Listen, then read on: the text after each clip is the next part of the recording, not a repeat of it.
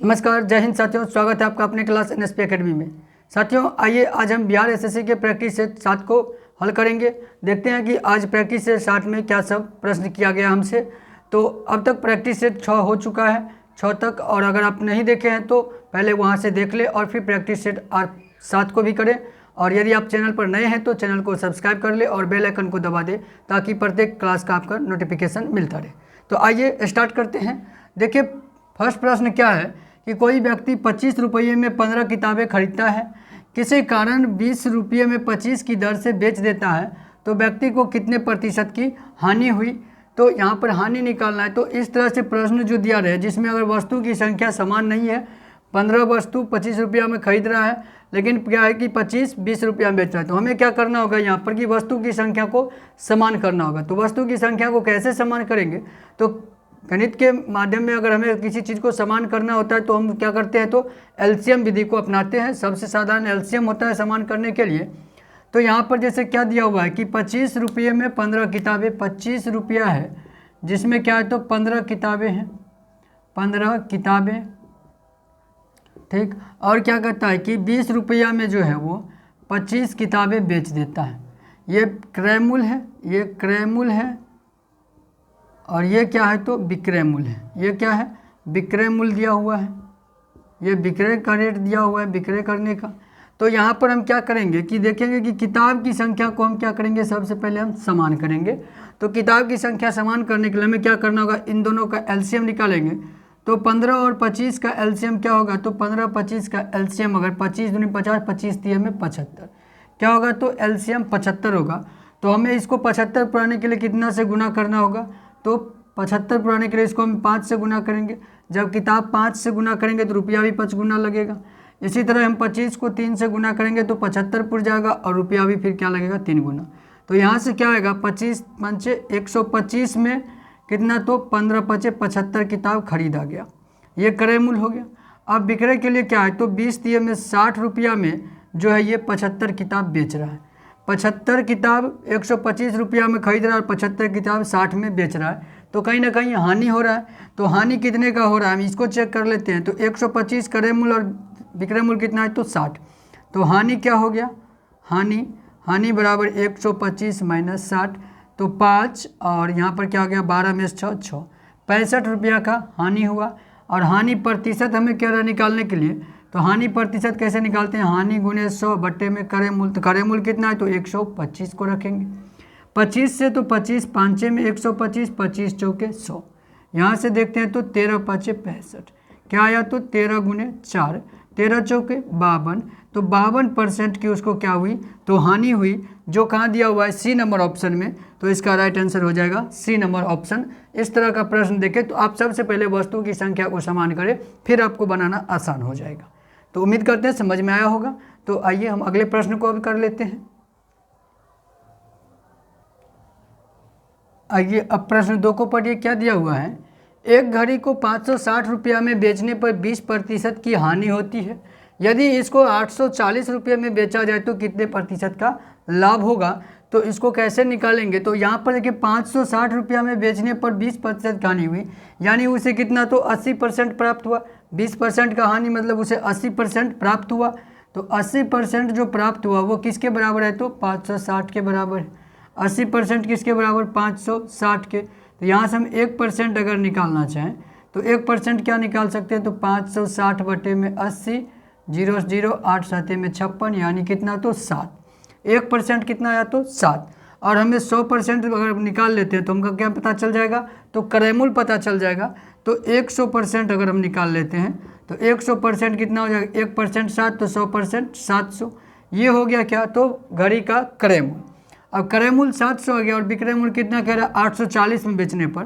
तो यहाँ से बताएं कि लाभ कितना होगा, तो लाभ होगा 840 माइनस 700, जो कितना आया तो 140 रुपया। ये लाभ हुआ, लेकिन लाभ प्रतिशत निकालना है। तो लाभ गुने में 100 और बट्टे में क्रय मूल्य कितना है तो 700, 700 हो गया।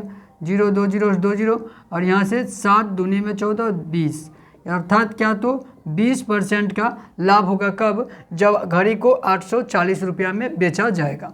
तो यहाँ से ऑप्शन क्या हो जाएगा सही आंसर, तो बी नंबर ऑप्शन इसका राइट आंसर हो जाएगा, 20% का लाभ होगा। चलिए अब हम अगले प्रश्न को देख लेते हैं। तो आइए अब प्रश्न 3 को देखिए क्या दिया हुआ है। एक वर्ग का परिमाप 60 सेमी है, 9 सेमी चौड़े एक आयत का क्षेत्रफल वही है जो वर्ग का है, तो आयत की लंबाई क्या है। यहाँ पर वर्ग का परिमाप कितना दिया हुआ है 60 सेमी, तो वर्ग का परिमाप से हम क्या करेंगे वर्ग की भुजा को निकाल लेंगे, फिर उसका क्षेत्रफल, और उसके क्षेत्रफल जो है वो आयत के क्षेत्रफल जो है उसके बराबर है। तो वर्ग का क्षेत्रफल निकालने के लिए हमें क्या करना होगा, सबसे पहले हमें भुजा पता करना होगा।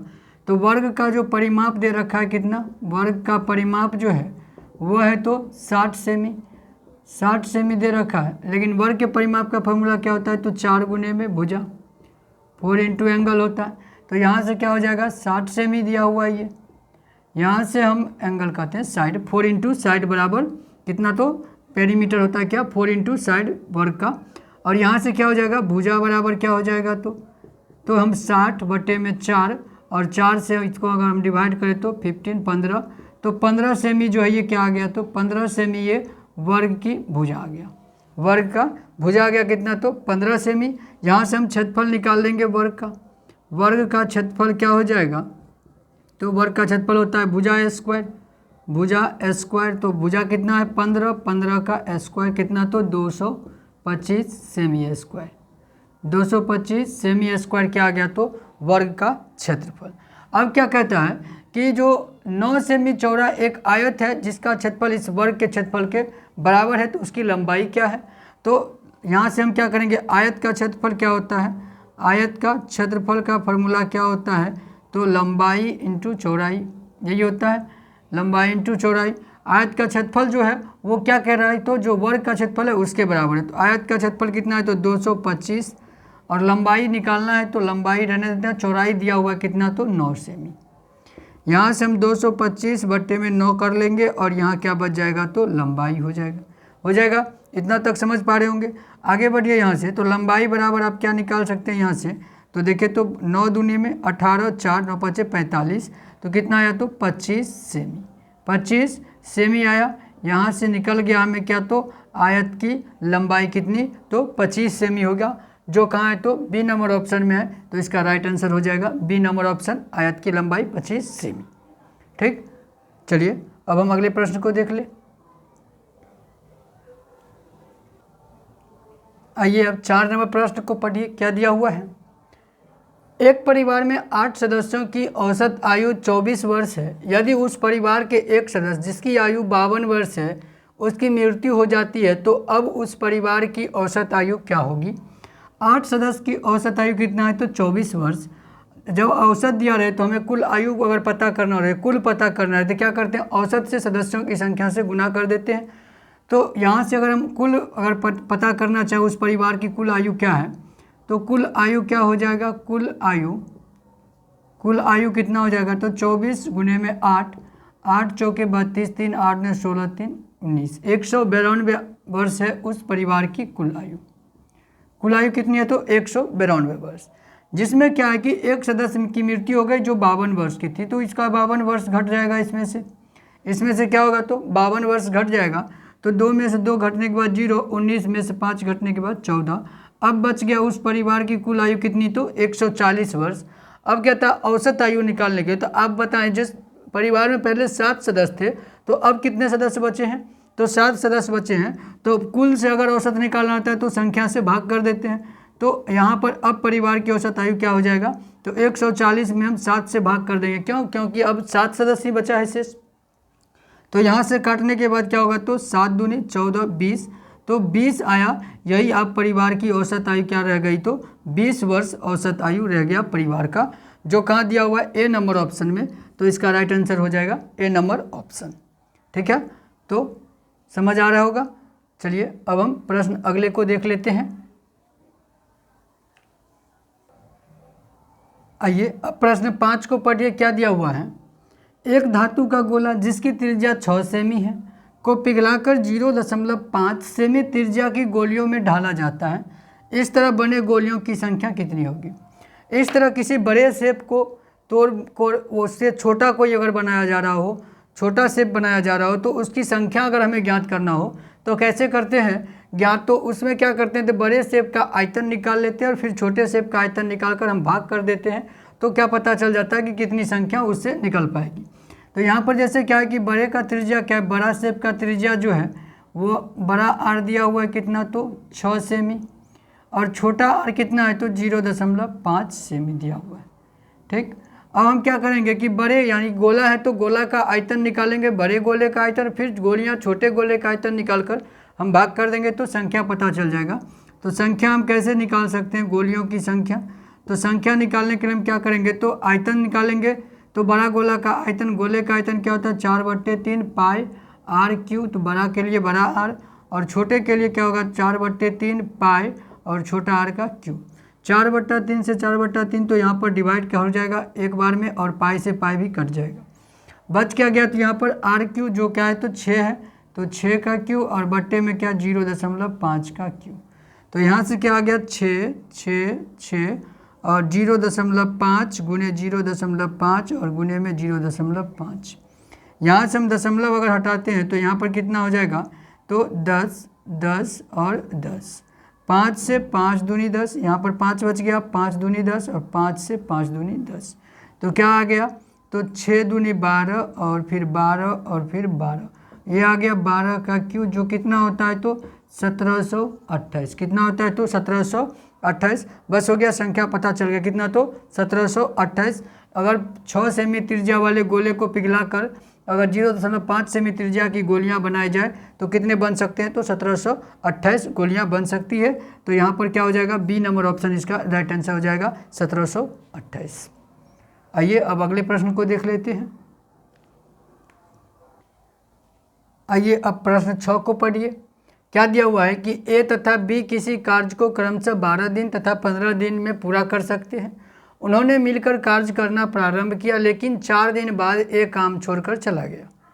शेष कार्य को अकेले बी कितने दिनों में पूरा करेगा। चलिए इस तरह के प्रश्न को देख लेते हैं कैसे बनाते हैं। तो पहले हम यहाँ से क्या करेंगे कि ए जो है कितना दिन लेता है तो 12 दिन लेता है, तो ए का 1 दिन का कार्य क्या हो जाएगा, ए का 1 दिन का कार्य, ए का 1 दिन का कार्य, 1 दिन का कार्य, 1 दिन में वो कितना कार्य करेगा, तो 1 दिन में वो कितना कार्य करेगा तो 1/12 कार्य करेगा। कुल कार्य करता है 12 दिन लगता है एक कार्य करने में, तो 1 दिन में कितना करेगा 1/12। इसी तरह बी का भी अगर निकाल ले तो बी का 1 दिन का कार्य क्या हो जाएगा तो 1/15, 1/15। अब हम ये निकाल लेंगे यहाँ से कि दोनों मिलकर 1 दिन में कितना कार्य करते हैं। तो दोनों मिलकर 1 दिन में अगर कार्य करता है तो ए प्लस बी दोनों मिलकर 1 दिन में कितना कार्य करेगा 1/12 और 1/15। यहाँ से एलसीएम लेंगे तो कितना आ जाएगा 12/15 का तो 60, 12 पंचम 60 तो 5 और 15 चौके में 60 तो 4, 9/60। यहाँ से हम देख रहे हैं तो 3 तिये में 9 और 3 से 20 कितना आया तो 3/20, 3/20 आया। ये इतना कार्य हो गया 1 दिन के लिए। 1 दिन में कितना कार्य किया दोनों मिलकर तो 1 दिन में किया कितना तो 3/20 कार्य 1 दिन में। कितना दिन में तो 1 दिन में दोनों मिलकर कार्य किया, लेकिन दोनों साथ कितने दिन तक कार्य किया है तो दोनों 4 दिन तक साथ कार्य किया। तो 4 दिन का हम निकाल लेते हैं। 4 दिन का कितना हो जाएगा, ये 1 दिन का था, 4 दिन का क्या हो जाएगा 3/20 और गुने में 4, 4 5 में 20 तो कितना तो 3/5, 3/5 कार्य दोनों मिलकर 4 दिन में खत्म कर चुका है। अब बच क्या कितना गया तो बचा शेष कार्य कितना रह जाएगा तो 1 में से 3/5, कुल 1 कार्य में से 3/5 कार्य हो चुका है। तो शेष कार्य कैसे निकालेंगे तो 1 में से 3/5 घटा देंगे तो 5 में से 3 तो हो गया 2/5, ये शेष कार्य इतना बच गया। अब इस कार्य को क्या करेगा तो बी अकेले करेगा, क्योंकि एक काम तो छोड़ के चला गया। तो बी अगर करेगा तो बी का 1 दिन का कार्य क्या है, बी 1 दिन का कार्य जो है बी का 1 दिन में कितना करता है, 1 दिन में कितना करता है तो 1/15, 1/15 करता है 1 दिन में।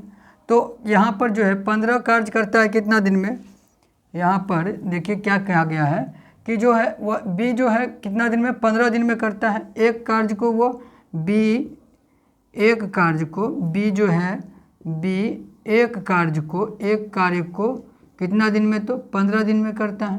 तो एक कार्य को 15 दिन में करता है तो 2/5 कार्य को कितना दिन लगेगा करने में तो 2/5 को हम अगर 15 से गुना कर दें तो 5 तिये में 15, तो कितना हो गया 3 दूनी में 6, 3 दूनी में 6, यहाँ पर 2 यहाँ पर 3 आ गया, 5 तिये में 15, 3 दूनी में 6, तो यहाँ से क्या हो गया तो 6 दिन निकल गया। बाकी जो शेष काम बचा था उसे बी अकेले 6 दिन में पूरा करेगा, जो कहाँ है डी नंबर ऑप्शन में। तो राइट आंसर इसका हो जाएगा डी नंबर ऑप्शन, 6 दिन लगेंगे बी को अकेले शेष कार्य पूरा करने में। ठीक, तो आइए अब हम अगले प्रश्न को देख लें।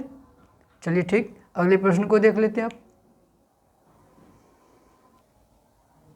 तो आइए अब प्रश्न 7 को पढ़िए। क्या दिया हुआ है कि 3 का पावर x प्लस वाई, 3 का पावर x प्लस वाई बराबर 81, और क्या है तो 81 का पावर x माइनस वाई बराबर 3, ये दे रखा है। तो क्या यहाँ पर 3 का पावर x प्लस वाई लिखा हुआ है, और 81 को हम क्या 3 का पावर 4 लिख सकते हैं, 3 का पावर 4 लिख सकते हैं। तो जब बेस समान हो तो पावर समान, अर्थात x प्लस वाई बराबर 4 हो जाएगा। यहाँ से हम इसको अगर फर्स्ट मान लेते हैं। चलिए दूसरा कंडीशन क्या दिया हुआ है कि 81 का पावर 81 जो है उसका पावर x माइनस वाई बराबर 3, तो 81 को हम क्या लिख सकते हैं तो 3 का पावर 4 लिखे थे, तो 4 और इंटू में क्या आ जाएगा x माइनस वाई बराबर में 3।